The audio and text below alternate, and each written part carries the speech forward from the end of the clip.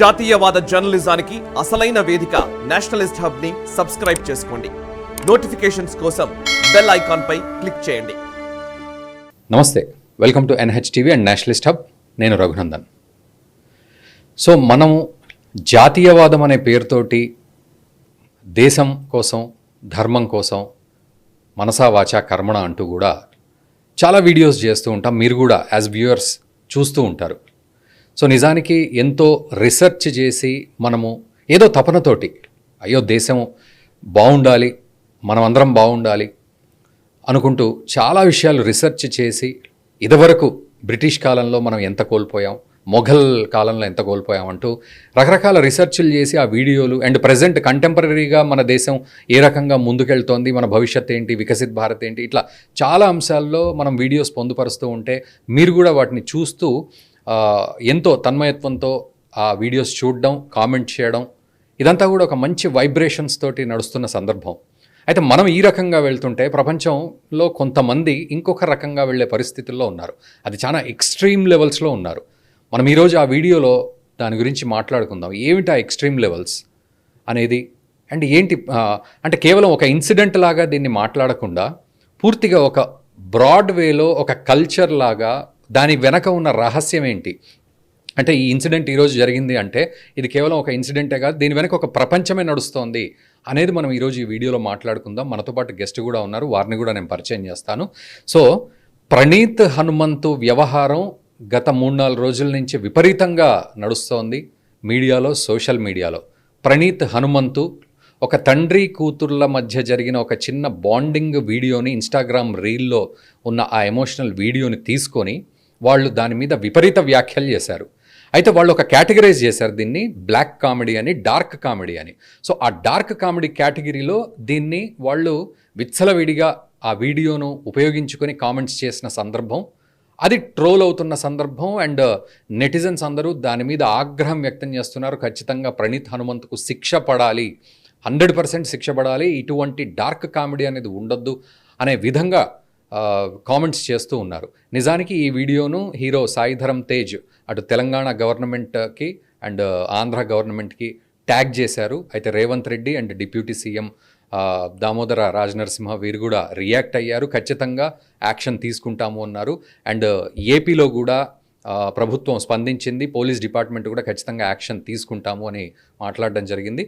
So ఓవరాల్గా అయితే ఈ డార్క్ కామెడీ అనే కేటగిరీలో వాళ్ళు కామెడీ చేశామని చెప్తున్నారు. అయితే ఈ కామెడీ తప్పుపడుతున్నారు అందరూ అనే వ్యాఖ్య కూడా చేస్తూ ఉన్నారు ఆ ప్రణీత్ హనుమంతు. నిజానికి ఒక IAS కొడుకు అయిన, పేరుకి IAS కొడుకు అయినప్పటికీ చేసే పని మాత్రం ఇటువంటి ట్రోల్స్, రోస్టింగులు ఇవన్నీ చేయడం. నిజానికి మన వాళ్ళు ట్రోల్స్నే తట్టుకోలేకపోతున్నారు, అట్లాంటి ఈ రోస్టింగు, ఈ డార్క్ కామెడీని ఎట్లా తట్టుకుంటారు అనేది కూడా క్వశ్చన్ మార్క్ ఉంది. సో మనం మాట్లాడుకుందాం నిజానికి డార్క్ కామెడీ అంటే ఏమిటి, దీని వెనక ఎటువంటి ప్రపంచం నడుస్తోంది, అండ్ దీనికి ఏమైనా శిక్షలు ఉన్నాయా, ఇది ఏ దేశంలో ఏ విధంగా చలామణి అవుతుంది, మన దేశానికి ఏ కల్చర్ రూపంలో వస్తోంది ఇది. అండ్ ఇందాక మనం అనుకున్నట్టు జాతీయత, దేశం, ధర్మం అని మనం అంటుంటే ఇట్లాంటి డార్క్ కామెడీ రావడం ఏంటి, ఓక్ కల్చర్స్, ఈ డార్క్ కామెడీలు, చాలా పెద్ద ప్రపంచం ఉంది దీని వెనక. మనం మాట్లాడదాం. మనతో పాటు ప్యానెల్లో ఉన్నారు కరుణాసాగర్ గారు, హైకోర్టు అడ్వకేట్. నమస్తే అండి కరుణాసాగర్ గారు. నమస్తే, వెల్కమ్ టు నేషనలిస్ట్ హబ్.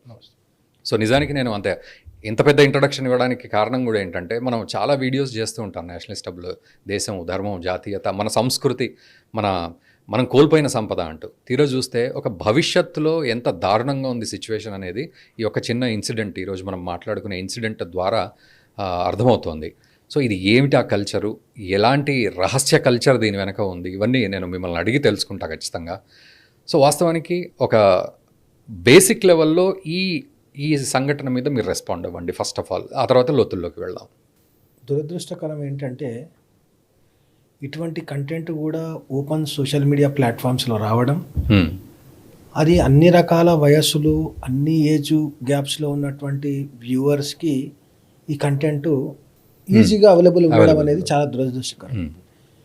అసలు ఇప్పుడు మీరు ఇంట్రడక్షన్లో వాడినటువంటి పదాలు అయితే dark comedy, black comedy, comedy అంటే విన్నాం కానీ డార్క్ కామెడీ, బ్లాక్ కామెడీ అంటే హాస్యం అనేది 64 కళలో ఒక కళ.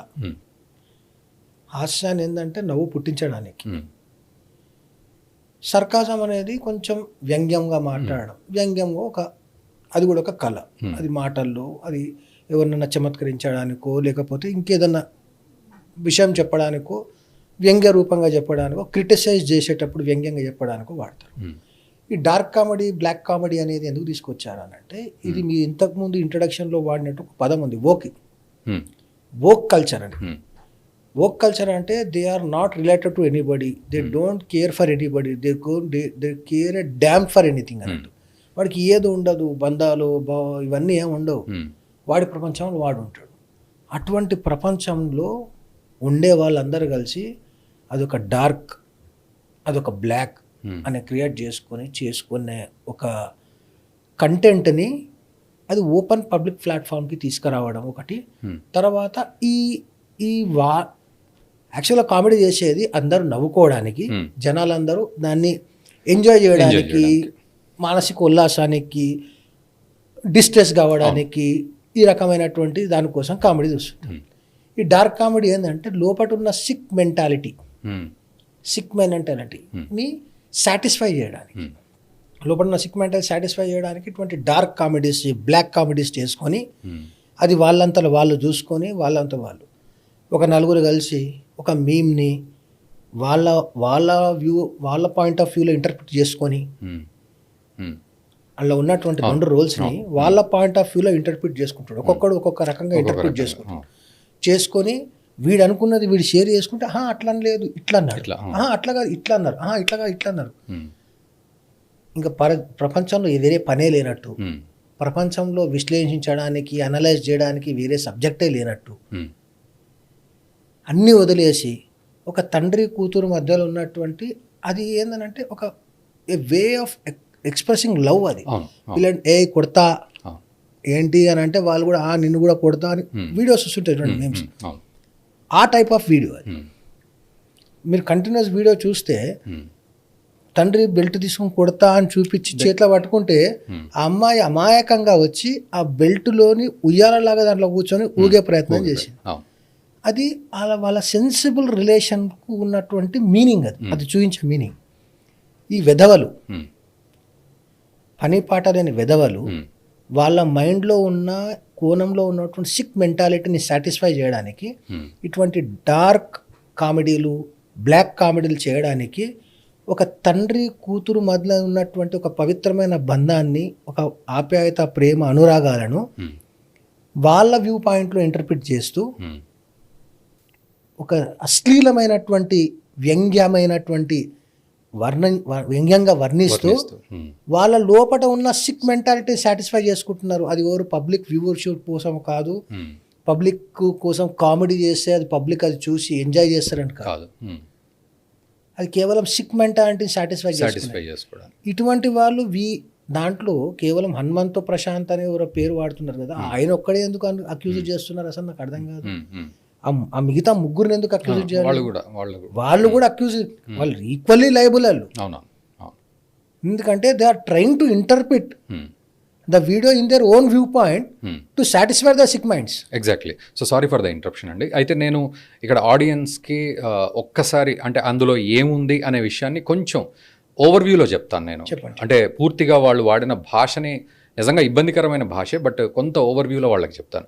అయితే ఇప్పుడు కరుణాసాగర్ గారు చెప్పినట్లు ఒక తండ్రి తన కూతురు మీద కోపాన్ని ప్రదర్శించినట్టుగా బెల్ట్ తీసి, కూతురు అంటే 5 సంవత్సరాల లోపే ఉంది ఆ పాప, సో బెల్ట్ తీసి ఏదో కొడుతున్నా అన్నట్టుగా దగ్గరికి వచ్చి మళ్ళీ అక్కడ ఒక సీరియస్ మ్యూజిక్ ఉంటుంది, ఆ తర్వాత వెంటనే మళ్ళీ జస్ట్ ఆహ్లాదంగా మారిపోతుంది. ఆ చిన్న పాప వచ్చి ఆ బెల్ట్ని ఉయ్యాలలాగా అనుకొని ఊగడం. సో ఇది ఈ 10 సెకండ్స్ ఇన్స్టాగ్రామ్ రీల్ ఇది. దీన్ని వీళ్ళు తీసుకొని యూట్యూబ్లో పోస్ట్ చేసుకోవడం, అంటే వాళ్ళ బ్లాగ్లో పోస్ట్ చేసుకోవడం జరిగింది. ఏంటి అంటే నలుగురు వీళ్ళు కామెంట్ చేయడం, వారు అన్నట్లుగా వాళ్ళ యాంగిల్లో దాన్ని కామెంట్ చేయడం. సో చాలా వల్గర్గా కామెంట్ చేయడం. అంటే ఆ తండ్రి he went from mother to daughter, తర్వాత హీ వెంట్ ఫ్రమ్ పెడో నానా టు పెద్ద నాన్న, తర్వాత అందులో ఒక అతను లైక్ చేశాను, ఏది బెల్ట్ తీసేంత వరకు లైక్ చేశాను, ఆ తర్వాత మళ్ళీ ఉయ్యాలు ఊగుతుంది, అక్కడ నాకు నచ్చలేదు, నేను లైక్ చేయలేదు, ఆ అన్లైక్ చేశాను అని చెప్పి చెప్పడం. తర్వాత ఓపెన్ యువర్ మౌత్ అంటే ఒకతను అడుగుతాడు దీంట్లో ఏంటి ఈ పాపకి ఏ ఏ రైమ్ అయితే బాగుంటుంది అని.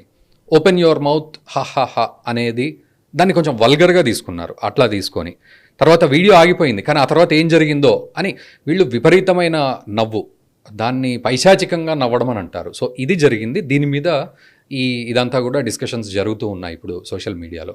సో మనం కూడా అదే మాట్లాడుతున్నాం. యా, కరుణాసాగర్ గారు, నేను ఒక చిన్న విషయం షేర్ చేయాలి.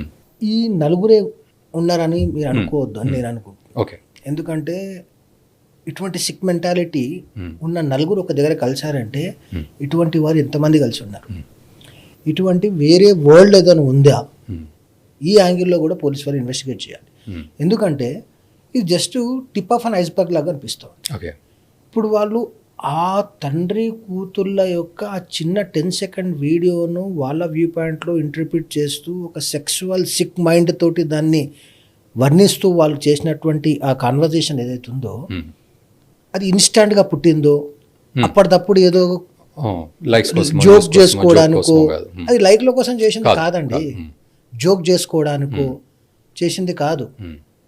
అదొక పనిగా, ఒక పనిలాగా రిటైర్ అయిన వాళ్ళందరూ సాయంత్రం పూట వాకింగ్ పోయేసి ఒక దగ్గర కూర్చొని ఏదో సబ్జెక్ట్ తీసుకొని ఏదో డిస్కషన్ చేస్తుంటారు కృష్ణమా, అట్లా వీళ్ళందరూ ఒక పనిలాగా పెట్టుకొని ఆ వీడియోని తీసుకొచ్చి మధ్యలో పెట్టి దాన్ని అందరూ ఆన్లైన్లో వీడియోలోకి వచ్చి ఆ వీడియో గురించి అవును నేను కూడా చూశాను, ఇది అట్లా అనుకొని ఇట్లా అయ్యింది, ఇది ఇట్లా అయ్యింది, ఇది ఇట్లా అనుకున్నట్టు అట్లా చెప్పినట్టున్నారు అని ఏదైతే, అంటే నేను ఇట్లా అట్లా ఇట్లా ఎందుకు వాడుతున్నా అంటే అది పదాలు వాడడానికి కూడా నాకు సిగ్గు అనిపిస్తుంది. ఎగ్జాక్ట్లీ, సభ్య సమాజంలో మాట్లాడడానికి సిగ్గు అనిపిస్తుంది. ఎందుకంటే అక్కడ ఉన్నది తండ్రి కూతుర్ల రిలేషన్, ప్రేమ.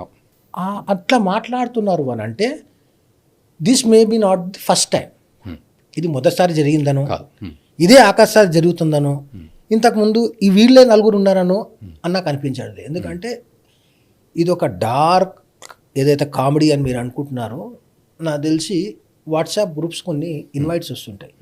వాట్సాప్ గ్రూప్స్ ఇన్వైట్స్ ఎట్లుంటాయి అంటే నా way of thinking, me way of thinking ఒక సబ్జెక్ట్ మీద సేమ్ ఉన్నందుకు మన వేవ్ లెంత్, మన level of understanding, interpretation match అయిందనుకోండి, నాకు ఒక మన వ్యూ లైన్లో, మన పాయింట్ ఆఫ్ వ్యూలో మనకిద్దరికి నచ్చే ఒక మేము ఏదో ఒక ఫోటోగ్రాఫ్ సంథింగ్ వచ్చింది అనుకోండి, నేను ఏం చేస్తా అంటే అది చూడంగానే నాకు మీరే గుర్తొస్తారు.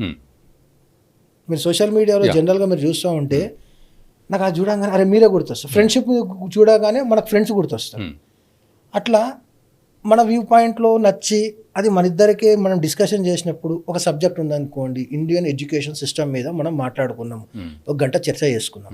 ఆ విషయంలో మనం చాలా లోతు డిస్కషన్కి వెళ్ళి అసలు ఎక్కడ ఎడ్యుకేషన్ సిస్టంలో ఎక్కడ మార్పు జరిగింది, ఎక్కడెక్కడ పోయినాయి, ఎక్కడెక్కడ ఇబ్బందులు ఉన్నాయి, ఎక్కడ చేంజ్ చేయాలని మనం డిస్కషన్ చేసినప్పుడు దానికి సంబంధించినటువంటి ఏదో మీమ్ కానీ ఏదైనా ఫోటో కానీ వచ్చిందనుకోండి, నేను అది సేవ్ చేసుకొని మీకు పంపించాలనుకుంటా. మనం లైక్ మైండెడ్ కాబట్టి అట్లా లైక్ మైండ్ ఉన్న వాళ్ళు గ్రూప్ ఇన్వైట్స్ పెట్టుకుంటారు. ఈ గ్రూప్లో మీరు ఇన్వైటెడ్, ఎందుకంటే మనం అంతా లైక్ మైండెడ్, ఇందులో మనం దీని గురించి డిస్కస్ చేస్తామని. అట్లా ఆ గ్రూప్లోకి వచ్చిన వాళ్ళల్లో వాళ్ళు ఆ గ్రూప్లో షేర్ చేసుకున్నది మాట్లాడుకుంటారు. అట్లనే నాకు ఒక సిక్ మెంటాలిటీ ఉంది. ఆ sick mentality attracts my mind to these type of videos. ఆ వీడియోస్లో ఎటువంటి వల్గారిటీ కానీ, ఎటువంటి సెక్షువాలిటీ కానీ, ఎటువంటి ఎక్స్పోజర్ లేకున్నా I can see vulgarity, I can see my sick mind can see something vulgarity out of it. దాన్ని మనం ఇంటర్ప్రిట్ చేసుకుంటూ మనం డిస్కస్ చేసుకొని మనం సాటిస్ఫై కావచ్చు, కామెడీ రూపంలో సాటిస్ఫై కావచ్చు అన్న మెంటాలిటీ తోటి వాడు ఏమన్నా అట్లా గ్రూప్ క్రియేట్ చేసుకోవడమో, లేకపోతే సపరేట్ ఒక వెబ్ వరల్డ్ క్రియేట్ చేసుకొని దాంట్లో డిస్కస్ చేసుకుంటున్నారో తెలియదు. ఎందుకంటే అది ఇప్పుడు మీరు జూమ్, అది జూమ్ లాగానే ఉన్నది. నలుగురు ఇక్కడ ఉన్నారు, ఒకడు అక్కడ ఉన్నాడు, మధ్యలో వీడియో ఉన్నది, అది సపరేట్ ఒక ప్లాట్ఫామ్ లాగా ఉన్నది. అది ప్లాట్ఫామ్ ఏంటో అయినది ఐ క్యాన్ జూమ్లో చేస్తారు. జూమ్లో చేస్తే ఎవరికైతే ఇన్వైట్ ఉందో వాళ్ళే ఎంటర్ అవుతారు, ఇన్వైట్ లేని వాళ్ళు ఎంటర్ కారు. అంటే ఎవరితోటైతే మీరు ఆ సిక్ మైండ్ని షేర్ చేసుకుంటారో వాళ్ళనే ఇన్వైట్ చేసుకొని ఆ డిస్కషన్ చేసి ఉంటారని అనిపిస్తుంది. కాబట్టి ఈ సిక్ మైండ్స్ వీళ్ళేనా ఇంకా చాలా మంది ఉన్నారా అనేది కూడా పోలీస్ వారు ఇన్వెస్టిగేట్ చేయాలి ఒకటి. రెండవది, ఒక అమ్మాయి చైల్డ్ ఉన్నది అక్కడ, బిలో 5 years, ఆల్మోస్ట్ 5 years ఉన్న చైల్డ్ ఉన్నది అక్కడ. ఆ చైల్డ్ గురించి అంత వల్గర్గా పోర్నోగ్రఫీగా కంటెంట్ని వాడుతూ ఏదైతే వాళ్ళు ఆన్లైన్లో పెట్టారో, ఈ క్లిప్ అయితే పెట్టారో లీక్ అయ్యిందో, అంటే ఒక వ్యక్తి దీన్ని తీసుకొని పోస్ట్ చేయడం జరిగింది. ఆ తర్వాత మెల్లిగా అది సాయిధరం తేజ్ అదే చూడడం, ఎందుకంటే తీసుకొని పోస్ట్ చేశాడు కానీ వాళ్ళు పోస్ట్ చేయాలని పోస్ట్ చేయలేదు. వాళ్ళు రిలీజ్ చేసేది కాదు. ఎందుకు చేయలేదు అని అంటే అది తప్పు అని తెలుసు, అట్లా మాట్లాడుకుంటే సభ్య సమాజం యాక్సెప్ట్ చేస్తారని వాళ్ళకి తెలుసు. కాబట్టి వాళ్ళు ఎక్కడ పోస్ట్ చేయరు, వాళ్ళు అది చేసేసుకొని సాటిస్ఫై అయిపోయి క్లోజ్ చేసుకునే సబ్జెక్ట్, అది క్లోజ్ చేసి బయటకు వచ్చింది. ఏదైతే ఈ కంటెంట్ ఉందో, ఈ కంటెంట్ ఏదైతే సోషల్ మీడియా ప్లాట్ఫామ్లో ఉందో, this attracts serious penal sections. Okay, మనం ఇంతకుముందు ఐపీసీలో కానీ ఇప్పుడున్నటువంటి భారతీయ న్యాయ సంహితలా కానీ prevention of sexual offences against children అని POCSO, prevention of offences against sexual offences act ఏదైతే ఉందో దాంట్లో కూడా స్పెసిఫిక్గా by words, gestures, written or spoken, ఈ యాంగిల్లో ఏదైనా మాట ద్వారా, చేత ద్వారా, రాత ద్వారా, ఏదైనా ద్వారా చైల్డ్ పోర్నోగ్రఫీని కానీ, చైల్డ్ సెక్షువల్ కంటెంట్ని కానీ, చైల్డ్ యొక్క సెక్షువల్ అంటే డిస్క్రైబ్ చేసినా సరే it amounts to offence. Okay, ఐపీసీలో ఉంది, ఇప్పుడు కొత్త వచ్చిన బిఎన్ఎస్లో ఉంది, పోక్సోలో ఉంది. ఈ సెక్షన్స్లో ఇది ఆన్లైన్లో పోస్ట్ చేశారు కాబట్టి ఇన్ఫర్మేషన్ టెక్నాలజీ యాక్ట్లో కూడా వీళ్ళ మీద కేసెస్ రిజిస్టర్ చేశారనుకుంటాను నాకు తెలిసి. సో అంటే తెలంగాణ సైబర్ బ్యూరో ఎఫ్ఐఆర్, ఇది సైబర్ క్రైమ్స్ అన్నిటికీ ఒక బ్యూరో ఒకటి ఏర్పాటు చేశారు, దాంట్లో ఎఫ్ఐఆర్ చేసి ఉంటారు. కానీ దాంట్లో డెఫినెట్గా this should not end, this investigation should not end at this point only. ఇది ఎక్కడి నుంచి స్టార్ట్ అయ్యింది, దీనికి ఇంకా ఏమేమి ఉందన్నది కూడా ఇన్వెస్టిగేట్ చేయాలి. ఎందుకంటే ఇదంతా కూడా వోక్ కల్చర్ని తీసుకురావడమే. ఎందుకంటే ఇంతకుముందు సెక్స్ అనే పదాన్ని పబ్లిక్లో మాట్లాడడానికి కూడా సిగ్గుపడే దగ్గర నుంచి ఇప్పుడు ఓపెన్గా మాట్లాడే దగ్గరకు వచ్చిందంటే వోక్ కల్చరు జనాలలో పెరుగుతుంది. ఇదంతా కూడా పెరగడానికి కారణం ఏంటంటే ల్యాక్ ఆఫ్ క్వాలిటీ ఎడ్యుకేషన్. ఒకసారి ఈ కారణం కంటే ముందు నేను ఒక క్వశ్చన్ అడుగుతా. ఇప్పుడు మీరు అన్నారు ఆ పదాన్ని పలకడానికి ఇబ్బందిగా, టబూగా ఫీల్ అయిన వాళ్ళు ఈరోజు కామన్గా ఫీల్ అయ్యారు. ముఖ్యంగా సినిమాల్లో కూడా మనం చూస్తే మర్డర్లు, తర్వాత ఫైటింగ్లు, ఇవన్నీ ఇప్పుడు కామన్ అయిపోయాయి. సో నాకు తెలిసి ముందు ఈ అత్యాచారం సీన్లు కానీ లేకపోతే ఇట్లాంటివి కూడా ఇంకా కామన్ చేసేస్తారేమో కొంత కల్చర్ తీసుకొచ్చి అని భయం వేస్తుంది. ఇదొకటి అయితే దీని వెనక ఇప్పుడు మీరు అన్న మాటల్లోనే దీని వెనక ఎలాంటి ప్రపంచం ఉంది అంటే ఒక బిగ్ సినేరియోలో ఒక్కసారి మీరు చెప్పండి దాని గురించి.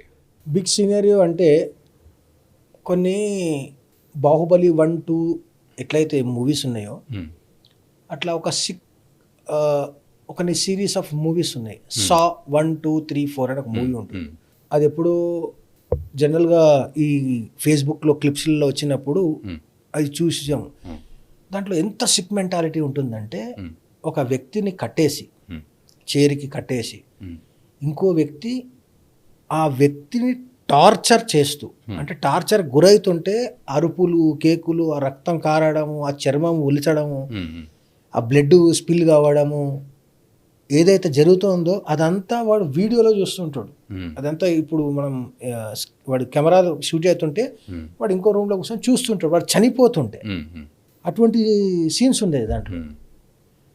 ఇట్లనే దీంట్లో కూడా ఒక మూవీ ఒకటి ఉంది, హాస్టల్ అని, ఈ క్లిప్స్లో చూసాం.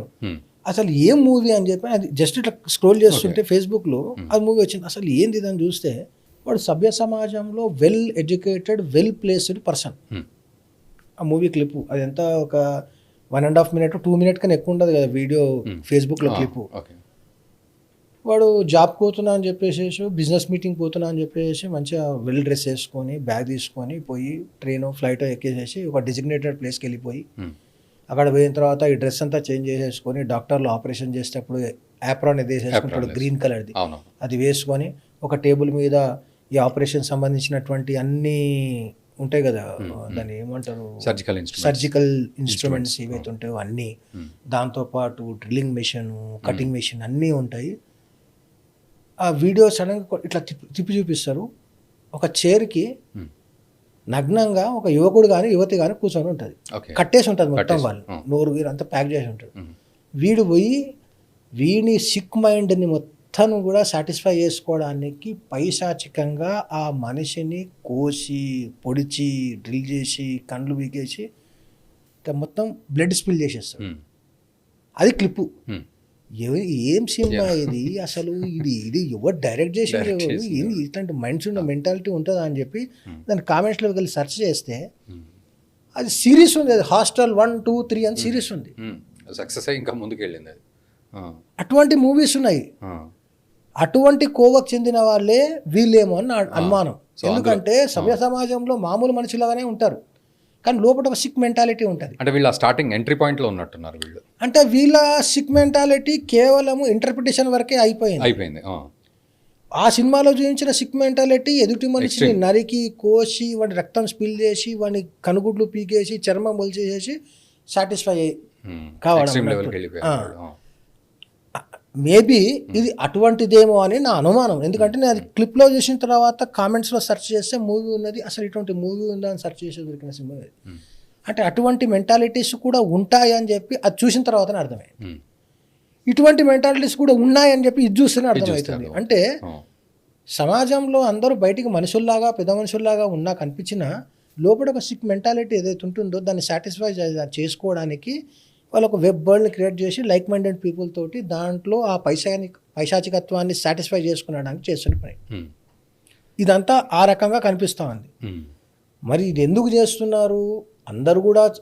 అందరు చేసుకున్నట్టే అందరు చదువుకుంటున్నారు, అన్నం తిన్నట్టే అందరు అన్నమే తింటున్నారుగా, వీళ్ళేం స్పెషల్గా గడ్డేం తింటలేరు కదా, మరి అందరూ తల్లిదండ్రులు పెంచినట్టే వీళ్ళని కూడా పెంచారుగా, వీళ్ళు ఎందుకు ఇట్లా తయారయ్యారని అంటే. అయితే ఇక్కడ ఇంకొక పాయింట్ సార్, ఇప్పుడు మీరు అన్న కంటిన్యూటీలో మనం ఇదివరకు ఒకసారి వార్తల్లో చూసాం, కుక్కను బిల్డింగ్ మీద నుంచి ఎత్తేయడం, తర్వాత సాడిస్టిక్ మెంటాలిటీ.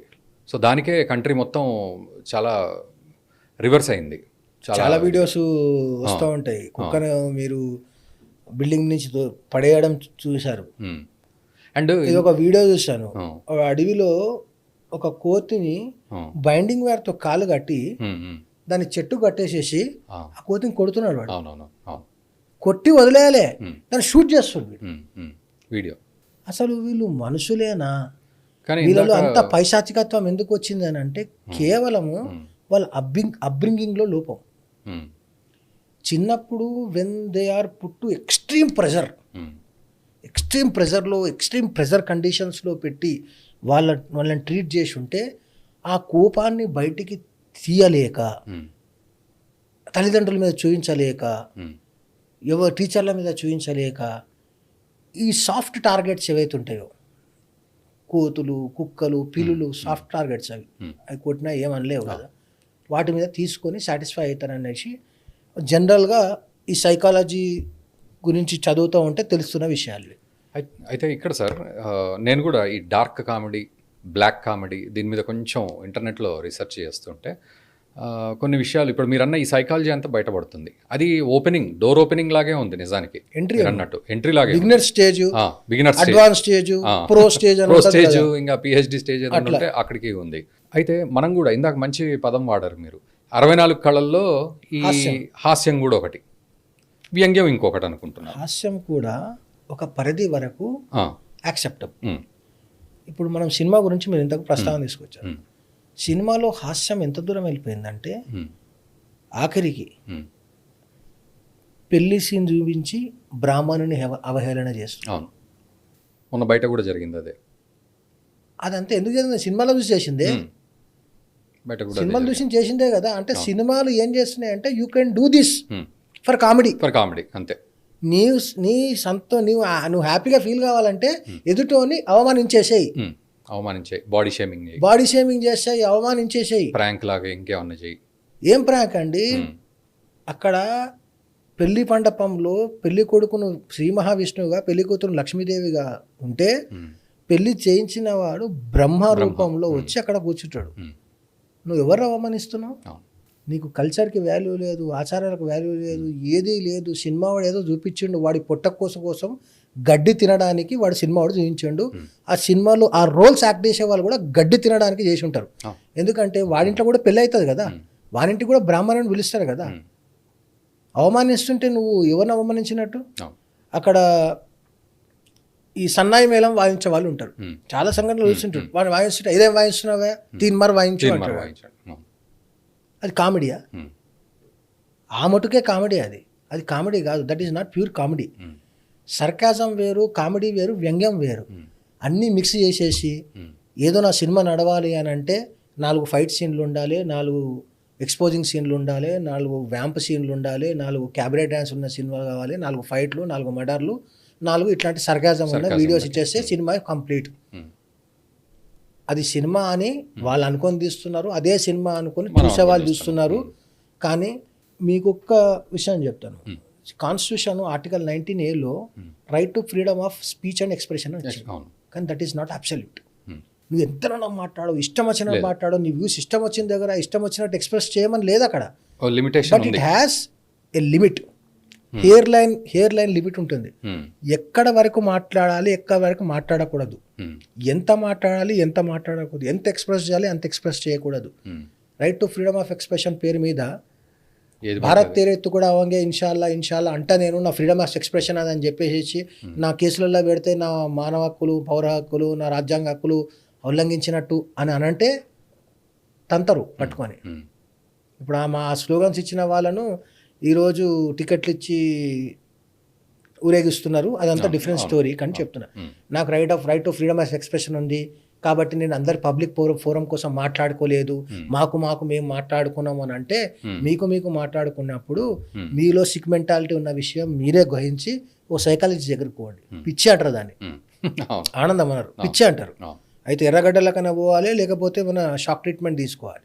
అంతేగాని ఇట్లా అదొక టాపిక్ అండి డిస్కస్ చేయడానికి. తల్లిదండ్రుల తండ్రి కూతురు మధ్య ఇంకా నీకు ఇదే కాదు. యాక్చువల్లీ ఇంతకుముందు వేరే బాత్ టబ్లో తన తండ్రి తన పాపను బాబును కూర్చోబెట్టుకునే దాని మీద కూడా చేశారు. తర్వాత మహేష్ బాబు కూతురు మీద కూడా కామెంట్ చేశారు ఒక సినిమా రిలేటెడ్గా అనేది కూడా విన్నా.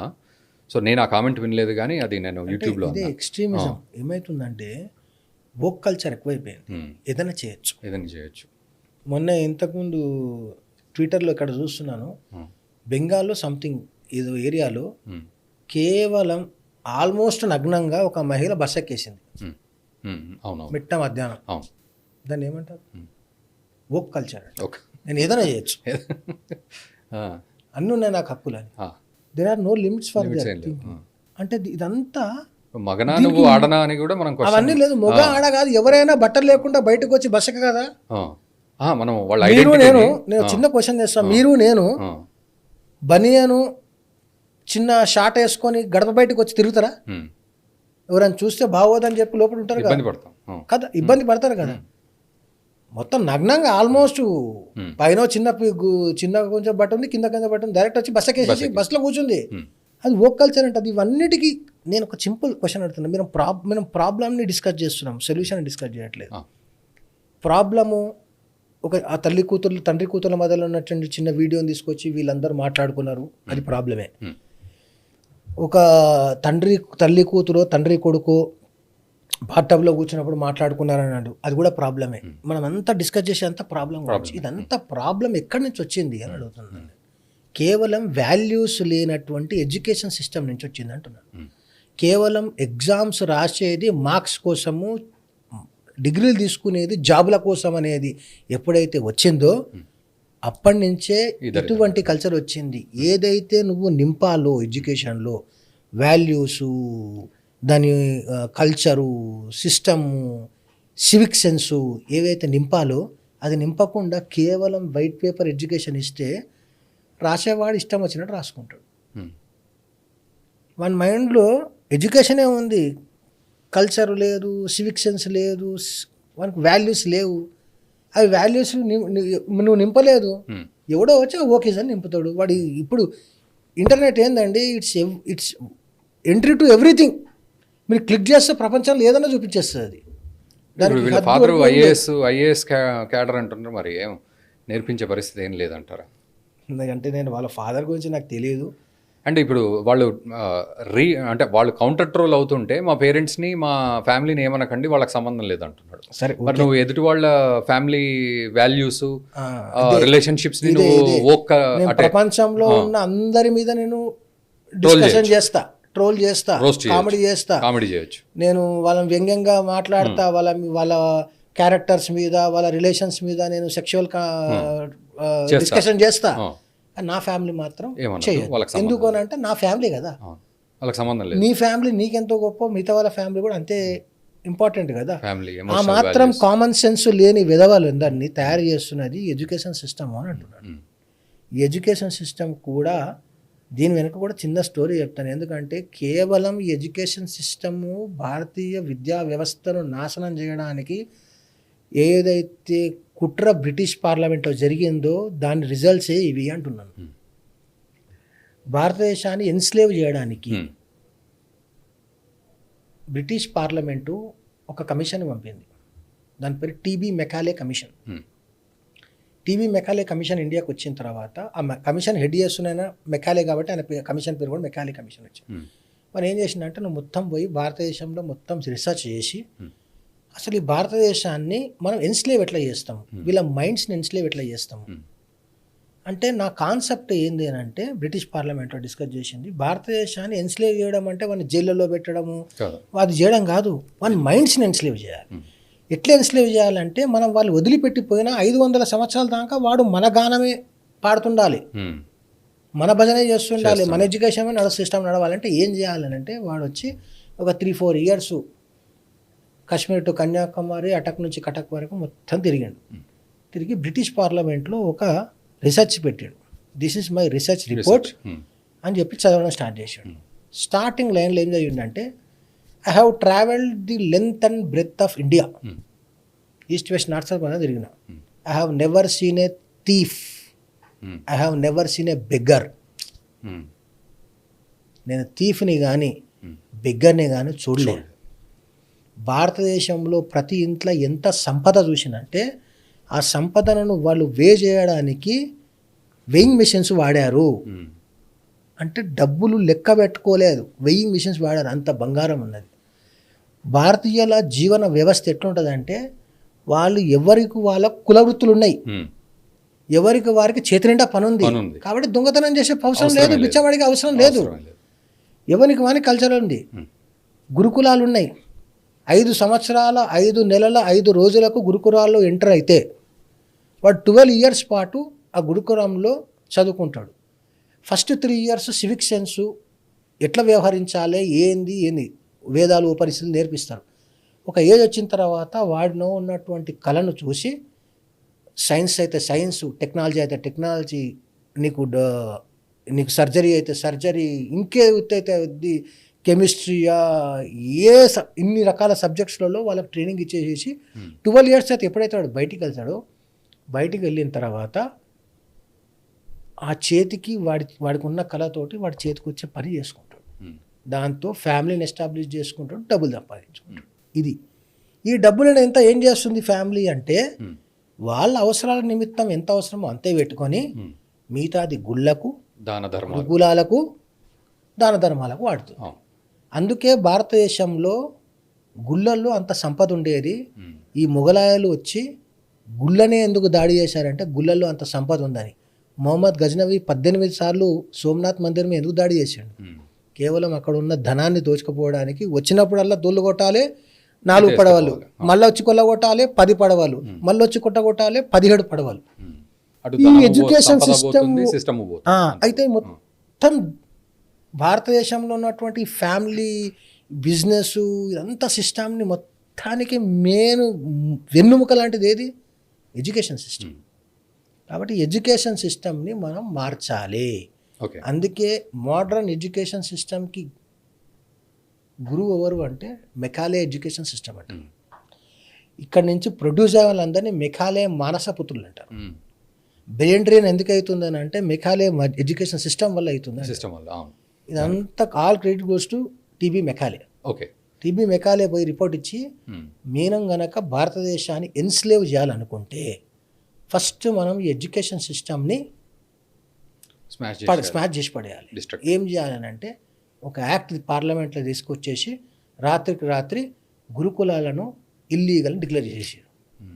గురుకులాలను మొత్తం ధ్వంసం చేసేసారు, అక్కడ ఉన్నటువంటి వ్యవస్థలను ధ్వంసం చేసేసారు, గురువులను నాశనం చేసేసారు, చంపేసేసి ఇన్కమ్ ట్యాక్స్ యాక్ట్ తీసుకొచ్చి ఈ డబ్బును మొత్తం కూలగొట్టుకుపోయారు. ఈ రకమైన వాల్యూలెస్ ఎడ్యుకేషన్ రావడం వల్లనే ఇటువంటి వోక్ ఫెలోస్ అందరూ బయటికి వెళ్ళి ప్రపంచంలో మా ఇల్లు ఒంట్లకడే సేవ్ ఉండాలి, ప్రపంచంలో మందిళ్ళంతా ఖరాబ్ అయిపోయినా సరే అని చెప్పి పైశాచిక ఆనందాన్ని సాటిస్ఫై చేసుకోవడానికి ఈ రకమైన వీడియోస్ని తీసుకొచ్చి బయటపెడుతుంది. ఎగ్జాక్ట్లీ. అండ్ బేసిక్గా మిగతా దేశాల్లో కూడా మనలాంటి సంస్కృతి సాంప్రదాయాలు లేని దేశాలు, ఫార్వర్డ్ అవుతున్నాం అనుకున్న దేశాలు కూడా ఈ వోక్ కల్చర్లో మునిగి భ్రష్టు పట్టిపోతున్నాయి. అయితే I will come to the point again. So ఒక కంక్లూజన్ పార్ట్కి వద్దాం ఇప్పుడు.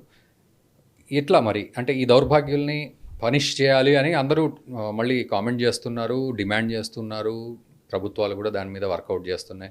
ఆ వీసా కూడా ఏదో క్యాన్సిల్ చేసి, అమెరికాలో ఉంటాడని విన్నా, వీసా కూడా ఏదో క్యాన్సిల్ చేస్తారు, సంథింగ్ ఏదో నడుస్తోంది ఇప్పుడు లేటెస్ట్గా. ఇదంతా ఒక ఇన్సిడెంట్కి సంబంధించి జరుగుతున్న అది. బట్ మీరు అన్న ప్రకారం ఒక సినేరియో మొత్తాన్ని హ్యాండిల్ చేయాలంటే ఎలాంటి సొల్యూషన్ ఉండాలి? ఓకే, ఎడ్యుకేషన్ సిస్టమ్, మరి అది మళ్ళీ పూర్వపు ఎడ్యుకేషన్ సిస్టమ్ గురు శిష్య పరంపర ఎప్పుడు వస్తుందో మనకు అర్థం కావట్లేదు. అంటే ఇప్పుడు ఎడ్యుకేషన్ సిస్టమ్ వాల్యూ లేకుండా ఉంది కాబట్టి ఇటువంటి వాళ్ళు ప్రొడ్యూస్ అవుతున్నారు అంటున్నాను. మనం కూడా అదే ఎడ్యుకేషన్ సిస్టమ్ చదువుకుని వచ్చాం, కానీ మనకు అప్బ్రింగింగ్లో ఏదైతే వాల్యూస్ కల్చరు ఏదైతే నేర్పించారో ఆ సంస్కారంతో మనం ఏది మాట్లాడకూడదో అది మాట్లాడతలేము. ఇప్పుడు ఇక్కడ ఏది మాట్లాడాలనో అది మాట్లాడతాం. సమాజానికి ఏది అవసరం, ఏం మెసేజ్ ఇవ్వాలి అన్న విచక్షణ మన దగ్గర ఉంది, కానీ అది మన అప్బ్రింగింగ్లో ఉంటుంది, మనం తిరిగే సొసైటీలో ఉంటుంది, మనకు నేర్పించే గురువుల నుంచి ఉంటుంది. అదంతా ల్యాక్ అయింది కాబట్టి ఇటువంటి ఉన్నారు. ఈ రోజు వీళ్ళు నలుగురు కనిపించారు కాబట్టి వాళ్ళని పనిష్ చేయాలంటున్నారు మీరు. ఇలా కనిపించని వాళ్ళు ఎంతమంది ఉన్నారు? ఇప్పుడు పోక్సో యాక్ట్లో 25 years ఉంది, లైఫ్ ఇంప్రిజన్మెంట్ ఉంటుంది. Prevention of children's against sexual offences act ఉంది కదా, దాంట్లో కఠినమైన శిక్షలు ఉన్నాయి. చిల్డ్రన్స్ మీద అఫెన్సెస్ జరుగుతలేవా? జరుగుతుంది. డే ఇన్ డే అవుట్ జరుగుతలేవా? ఘోరంగా జరుగుతుంది. మరి శిక్షించడం ఒక్కటే అఫెన్సెస్ ఆపడానికి రిజల్ట్ కాదు. This is not the solution. Punishment is not the solution. ఆ సిక్ మైండ్స్ని రిఫార్మ్ చేసే సొల్యూషన్ తీసుకురావాలి. అది స్టేట్ ఫెయిల్యూరు. ఈ నలుగురు ఈ రోజు ఇక్కడ తయారయ్యారంటే మొత్తం విద్యా వ్యవస్థ ఫెయిల్యూరు, ఆ విద్యా వ్యవస్థను రూపొందించినటువంటి స్టేట్ ఫెయిల్యూర్. కాబట్టి state has to make policies to క్రబ్ these fellows. ఇటువంటి మెంటాలిటీని క్రబ్ చేయడానికి, మళ్ళీ ఇటువంటి మెంటాలిటీ పుట్టకుండా ఉండడానికి ఏం మెజర్స్ తీసుకోవాలో ఆ మెజర్స్ తీసుకొని అటువంటి వారు ప్రొడ్యూస్ కాకుండా, ఇటువంటి కంటెంట్ పబ్లిక్లోకి రాకుండా ఇంకా స్ట్రింజెంట్ యాక్షన్ తీసుకొని పాలసీస్ క్రియేట్ చేయాలి. అదొక్కటే సొల్యూషన్. కానీ దొరికిన వాడిని శిక్షించాలి, కానీ శిక్షించడమే సొల్యూషన్ అయితే కాదు. Right, thank you very much Karunasagar గారు. సో నిజంగా మనం అంటే మీరన్న ఎగ్జాక్ట్లీ అదే విషయం. అంటే మీతో డిస్కస్ చేయడానికి కారణం కూడా అదేదో ఇప్పుడు కొత్తగా వచ్చిన చట్టంలో ఏమున్నాయి దీనికి, ఇది కాదు, అసలు ఎక్కడ రూట్ కాజ్ ఉంది, మనం అక్కడ ఎట్లా కొట్టాలి అనే విషయాన్నే మిమ్మల్ని అడుగుదామని చెప్పి మాట్లాడడం జరిగింది. And thank you very much. చాలా డీప్గా అండ్ బ్రాడ్గా ఈ విషయాన్ని మన వ్యూవర్స్కి కూడా అర్థం చేయించారు. థ్యాంక్ యూ వెరీ మచ్ అండి. Thank you. సో వ్యూవర్స్ చూశారు కదా. సో ఒక ఈవెంట్ జరిగింది కాబట్టి వెంటనే దాని మీద మనం రియాక్ట్ అయ్యి వాళ్ళకి శిక్ష పడాలి అని అనడం ఓకే, ఇట్స్ ఓకే, ఇది కరెక్టే. కానీ బట్ ఆ ఈవెంట్కి గల కారణాలు ఏంటి, బ్యాక్ డ్రాప్ కారణాలు ఏమిటి అనేది మనం ఈరోజు ఈ వీడియోలో మాట్లాడుకున్నాం. సో ఒక బ్రాడ్ మైండెడ్గా మనం మాట్లాడుకుంటే ఎక్కడ మన కల్చర్స్ ఇవన్నీ, తర్వాత ఎడ్యుకేషన్ సిస్టమ్స్, తర్వాత మనకు సంబంధించిన ఈ పీనల్ కోడ్స్ ఇందాక ఏమనుకున్నావో ఇవన్నీ కూడా కన్సిడర్ అవుతూ ఉన్నాయి. సో మనం అన్నిటినీ కూడా వాటిని పూర్తిగా రీఫార్మ్ చేసుకుంటూ రావాల్సిన పరిస్థితులే ఉన్నాయి. ఇది మన దేశంలో మాత్రమే కాదు, ప్రపంచవ్యాప్తంగా అట్లాంటి పనులు జరగాలి. సో మీరు కూడా మీ కామెంట్స్ని ఖచ్చితంగా పొందుపరచండి. ఎలాంటి రీఫార్మ్స్ ఉండాలి, మనం మళ్ళీ తిరిగి పూర్వపు భారత్లా మనం ఎలా మారాలి అనేది ఒక ఎత్తు అయితే, ఇలాంటి డిఫరెంట్ కల్చర్స్ మన దేశంలోకి ఎంటర్ అవ్వకుండా అండ్ మన వాళ్ళు ఈ ఇబ్బందులు పడకుండా ఉండడానికి ఎలా హ్యాండిల్ చేయాలి, అండ్ ప్రపంచవ్యాప్తంగా ఇటువంటి కల్చర్స్ ఉండడం వల్ల ఎలాంటి పరిణామాలు మొదలవుతాయి, ఎలాంటి పరిణామాలను మనం ముందు ముందు చూడబోతాం, ఇది కూడా మీరు కామెంట్ చేయండి. బట్ ఏదేమైనా ఓవరాల్గా అందరూ ఆలోచించాలి. అండ్ దయచేసి ఈ వీడియోను కూడా మీ మిత్రులందరికీ కూడా షేర్ చేయండి. ఇటువంటి సబ్జెక్ట్స్ మీద ఒక అవగాహనతోటి మనం విచక్షణతోటి ముందుకు వెళ్ళాలనే ఉద్దేశంతో ఈ వీడియో చేయడం జరిగింది. Thank you very much. ఈ వీడియో మీకు నచ్చినట్టయితే లైక్ చేయండి, 10 మందికి షేర్ చేయండి. అలాగే కామెంట్ల రూపంలో మీ అభిప్రాయాలను మాతో పంచుకోండి. Nationalist hub group of channels ను సబ్స్క్రైబ్ చేసుకుని తెలుగునాట జాతీయవాద జర్నలిజాన్ని ప్రోత్సహించండి. ఈ వీడియో కింద ఉన్న బెల్ ఐకాన్ పై క్లిక్ చేయడం మర్చిపోవద్దు.